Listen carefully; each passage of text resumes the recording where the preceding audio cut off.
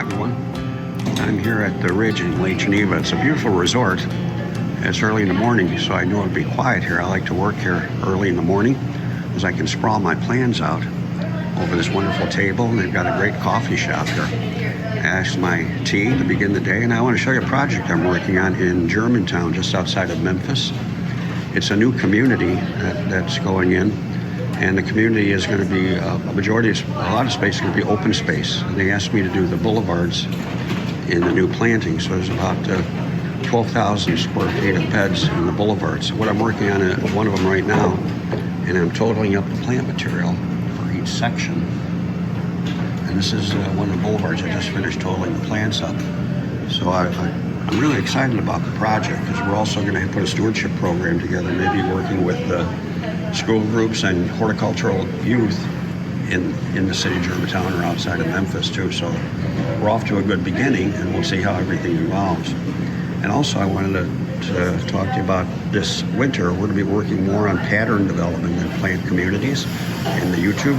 We've done a lot of that in the last 2 years, but I want to keep emphasizing the importance of practice, and coming to know the plants so your patterns fit well together. I'll show you some of the patterns on this one boulevard. Let me move this over. Right here, I have Coreopsis golden showers with Calamagrostis Carl Forster, and have a higher percentage of golden showers that'll drift through the Calamagrostis.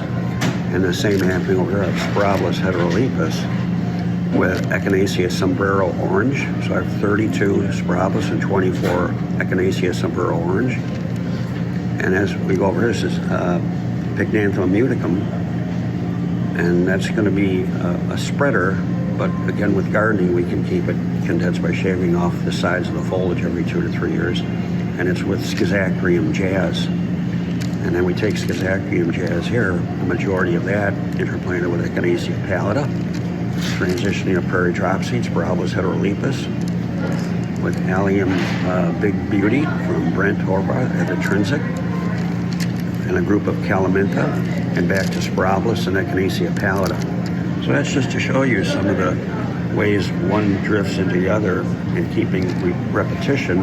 Echinacea pallida here and Echinacea pallida here, but I flipped the grasses from Schizachyrium jazz to Spiralis heterolepis, and then I mix in these check marks, or Liatris squarosa, and then I pick up the Schizachyrium jazz again.